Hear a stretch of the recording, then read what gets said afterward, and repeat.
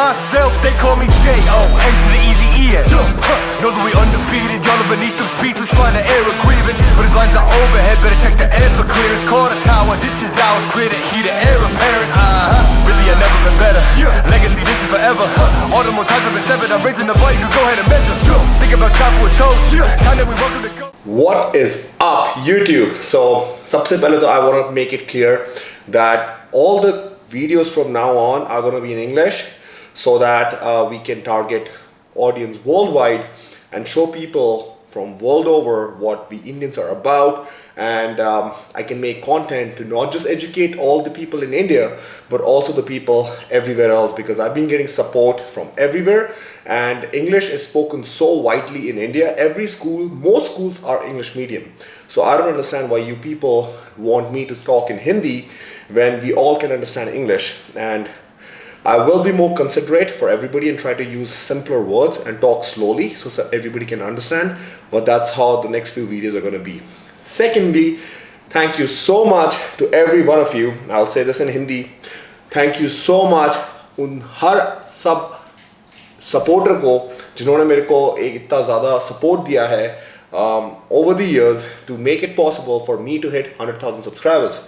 So thank you so much for showing all this love and support. We'll keep growing, and this is just the beginning. Also, I have hit 500,000 followers on Instagram. So thank you for everybody who has made it possible, and we'll keep growing and I'll keep educating you guys more and more, and we will all live to dominate our goals.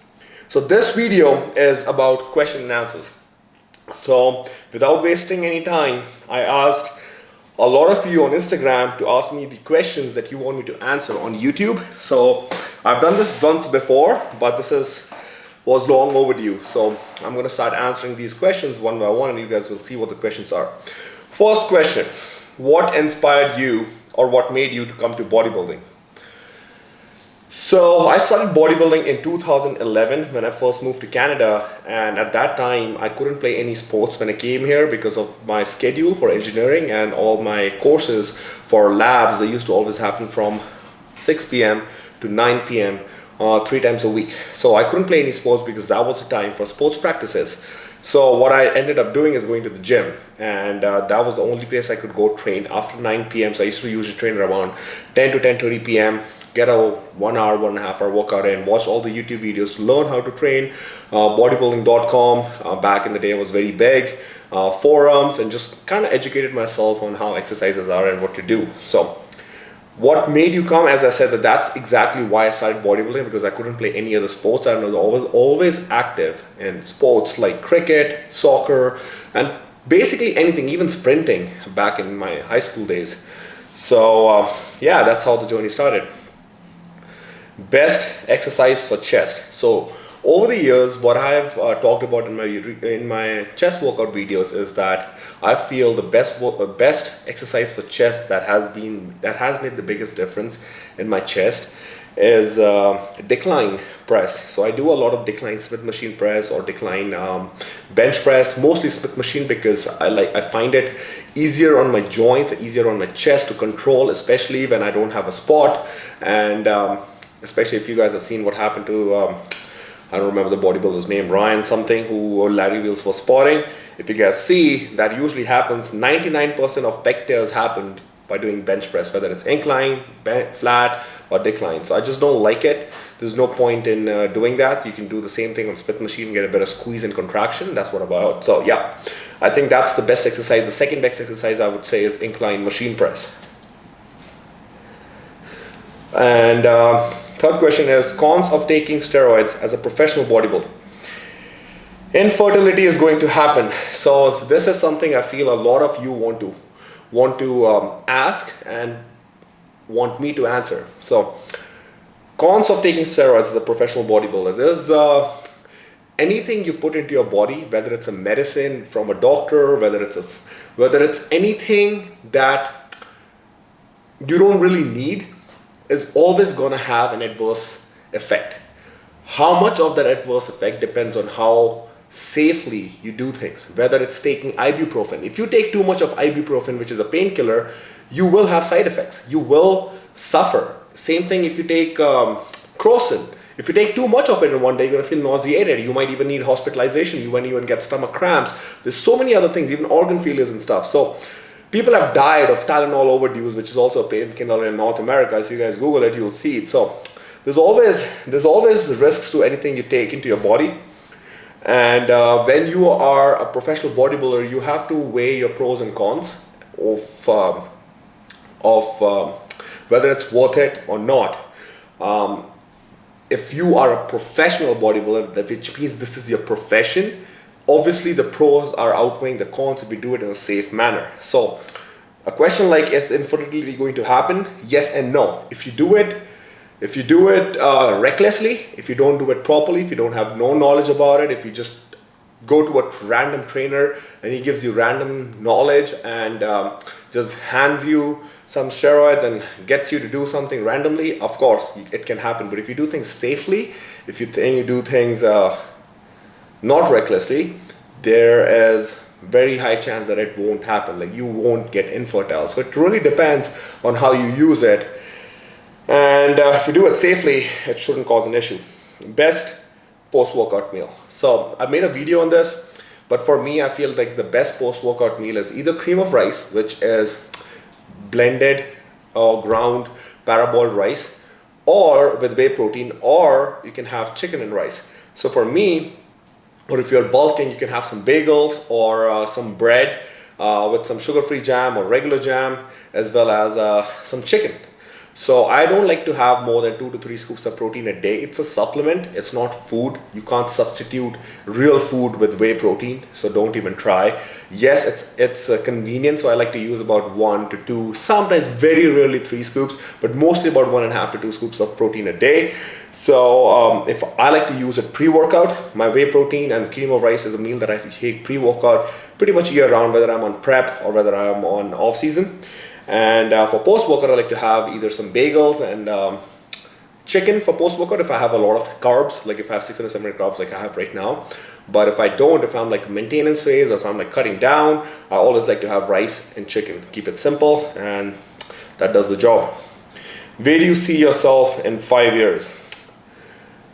I see myself as obviously in the first colors of Olympia, and maybe even gunning for top 3 at the Olympia. And that's not, I wouldn't say that's overconfidence, that's just being confident in my abilities and going off of what judges have told me, what I need to improve on. 5 years is a long time for me to make improvements in the physique that I want, and by that time most of the other guys who are at the top level will retire because they're all 33, 34.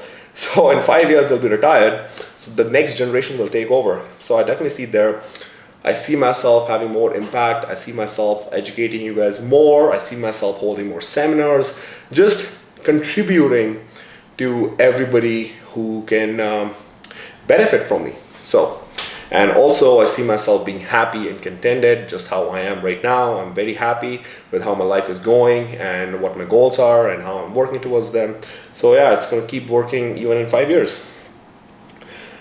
How does it feel when you have the style, body, shredded muscles, which even every Indian teenager wants in life?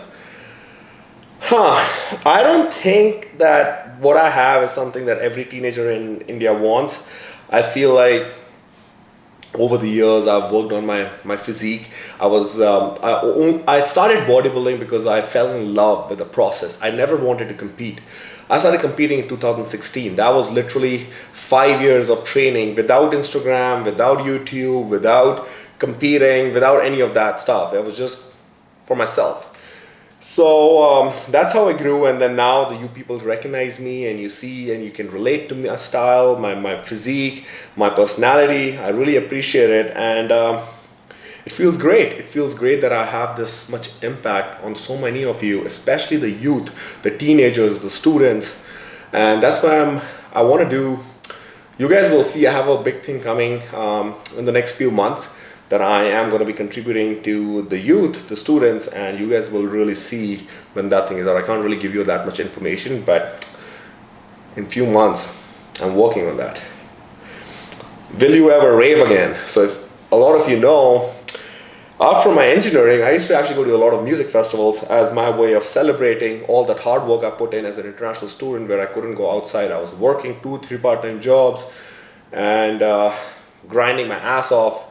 for scholarships to retain them. So I've celebrated them going to festivals for 2 years. I did that, then I turned pro, and I just didn't feel the need to celebrate anything but my accomplishments. So I think I have to go to DEF CON once. That's on my bucket list. It happens in Netherlands, so you might see me in a festival or two, but not regularly. What are your biggest pieces of advice to new lifters who are relatively skinny? Eat a lot. Eat clean. 70% clean, 30% dirty, especially if you're a hard gainer. Like if you're skinny and ectomorph, you want to eat more, a lot more. You might be full, but you need to eat way more than that to grow. And don't worry about abs, don't worry about getting shredded. That's a mistake I did, which is why I couldn't gain as much size. I was just so focused on staying shredded year round, even when I was just started out, that I missed out on that muscle gaining phase. Like I could have been a lot bigger naturally had I been in a surplus for like first 3-4 years instead of always being in a maintenance or a deficit. Like even my bulking used to be only 2-3 months a year, and I used to have to stay shredded year round. So definitely don't try for that, and train right, eat right, train for strength, train for muscle. The bigger you get in later years, it's going to be easier to get shredded. You're going to look better. The more muscle you have, the more you can eat, the more easier it is for you to get shredded, and you just look better. So don't be in a rush. Put first 2 to 3 years on just gaining muscle, being strong and eating healthy and eating a proper diet with 5 to 6 meals a day. How to avoid injuries? I would say don't ego train, ego left. That's number one. A lot of people go to the gym and they just want to hit the PRs, 1 rep maxes, 2 rep maxes. Definitely don't do that. This is bodybuilding. This is not powerlifting. You're not doing anything but boosting your ego for no reason, and you're going to get injured. Number 2, I would say, is stretch. That's something I did not do for the majority of my bodybuilding career or life, and I definitely highly recommend stretching after the workout, static stretching, rolling before the workout to get the muscles nice and loose. Make sure the fascia is all stretched and doesn't have too much tension. That way it will have a better pump. You'll grow more, and later on when you stretch, you're going to be able to stretch those muscle fibers, get them relaxed, get the attachment sites properly stretched, so they're not too tense that later on when you go train again, you might get injured. So those are things. And also eat a proper diet. If you're eating a lot less, like protein is, for example, a lot of people eat less protein. If you're not giving your muscles enough nutrition and you're like going to the gym and always tearing the muscles down, they're not going to recover. If they don't recover, they're going to get injured. So definitely diet. How often do you train side delts to get them so big? I would say 1 to 2 times a week. So if I am training, like if I have a dedicated shoulder day in my split, I would only train them once a week. But if I'm training my chest and shoulders like twice a week, like how I'm doing it right now, I would hit my side delts as a majority. So I will hit them like twice a week. And definitely a lot of volume, a lot of drop sets, a lot of supersets. If you see, there's a lot of videos on my channel that I've shown how to train shoulders. So check them out. It's just a lot of volume. Shoulders need volume to grow. It needs supersets, drop sets, giant sets, a lot of that, not just heavy training. How to grow V-taper back? Is it required to train 2 times a week? And your favorite exercises for V-taper? I don't think that you need to train back 2 times a week. If you're training it hard enough once, it's good enough. Back is a big muscle group. It needs more time to recover. But if you want to split your workout, that works too. I've done both ways. You can have a lot of volume in one workout, or you can split it into 2. Depends on if that's your priority or not. If you're already training chest twice a week, I wouldn't recommend training back twice a week as well. Choose one muscle group you want to focus and train that one twice a week by lowering the volume but splitting it into 2 workouts a week. And my favorite exercise for V-taper, I would definitely say lots of lat pull downs, pull-ups. I'm a huge believer in one-arm dumbbell rows, as well as a lot of barbell rows. I feel like those really help with your width and thickness of those lats, which add to your V-taper from the back. And also dumbbell pullovers. That's such an underrated exercise, but if you don't have a machine pullover machine, you should definitely get some dumbbells on a flat bench and do a dumbbell pullover. That really stimulates your lats as well as the serratus in the front. And yeah, those are definitely my favorite exercises for V-taper. at what age we should start taking gears and what are the things we should keep in mind. So with gears, I mean steroids. So this is something like a lot of people would like to talk about, but I feel to give an honest answer, you should not be even considering touching them at least until you're 21. The reason being, you're still growing by that age. You don't know how your hormones are. You don't know how you're going to react to it, or you can do a permanent damage. You should definitely wait until you're 21, at least till you're done with the full growth. And also, you should at least not even consider them for at least 4 to 5 years of natural training. Everybody should put in.